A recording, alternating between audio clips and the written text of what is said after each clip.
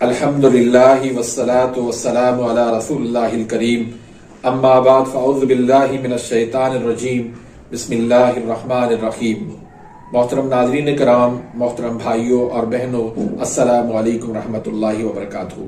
अल्लाह पाक से दुआ है अल्लाह पाक आप तमाम भाइयों की और तमाम बहनों की परेशानियां दूर फरमाए और अल्लाह पाक आपको ढेरों सारी खुशियां अता फरमाए। अल्लाह पाक कामिल सेहत वाली जिंदगी अता फरमाए।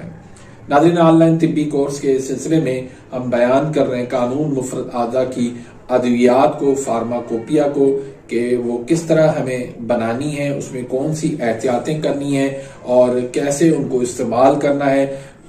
तो आज का जो हमारा टॉपिक है वो है गुद्दी उजलाती मुसहल, जिसको 4 मुसहल भी कहते हैं।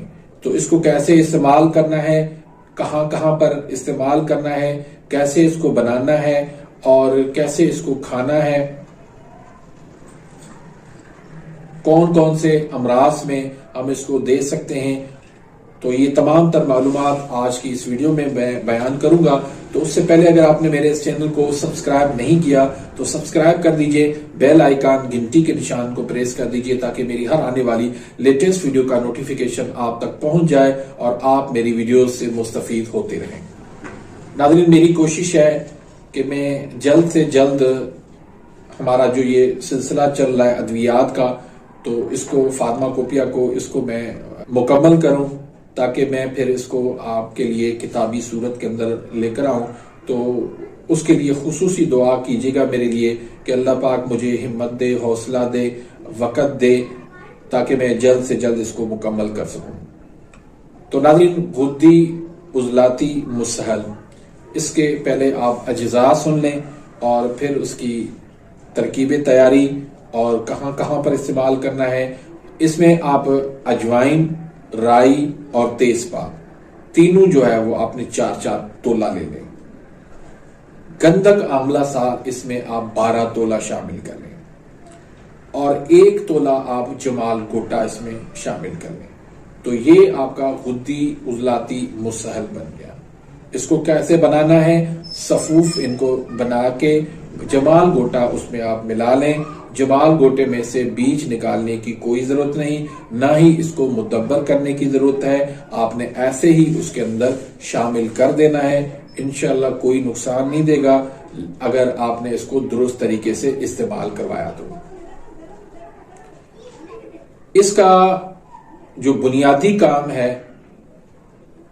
वो ये है कि जब तेजाबियत से, सोदावियत से जिस्म के अंदर, आंतों के अंदर खुश्की हो जाती है, आंतें खुश्क हो जाती हैं, तो उसकी वजह से पाखाना ठीक तरह से नहीं आता, वहां पर आंतों के अंदर सुद्दे बन जाती हैं।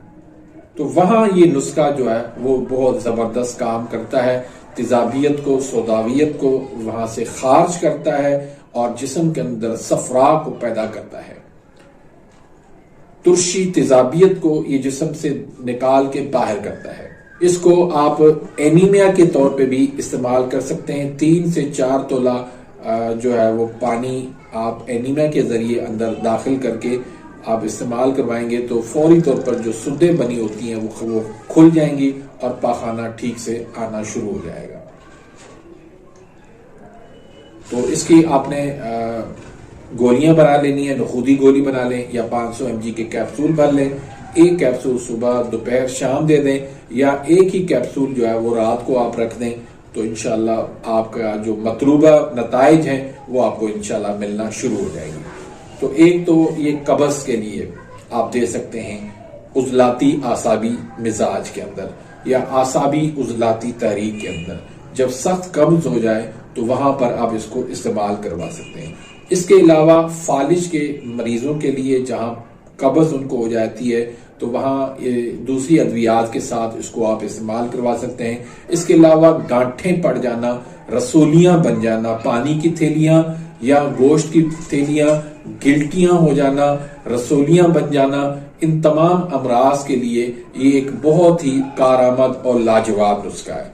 तो इसको आप इस्तेमाल करें। और तेज तरीन इंशाल्लाह नुस्खा है, इसको आप 4 मुलय्यन के साथ भी इस्तेमाल कर सकते हैं और बगैर अकेला भी इसको आप इस्तेमाल कर सकते हैं।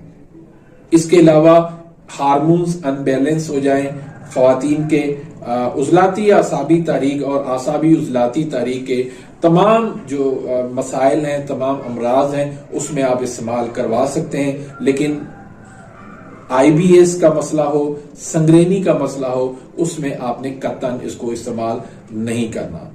और अगर इसको आपने गलत इस्तेमाल करवा दिया है तो दूध जो है वो नीम गर्म दूध के अंदर जो है वो देसी घी डाल के आप पिला दें, या जो है वो गूंद कतीरा वगैरह आप मरीज को खिला दें, तो उससे इंशाल्लाह इसका नुकसान का अजाला हो सकता है। तो उम्मीद करता हूं कि आज की इस वीडियो से आप मुस्तफीद हुए होंगे। मिलते हैं इंशाल्लाह नेक्स्ट वीडियो में, तब तक के लिए इजाजत, अल्लाह हाफिज।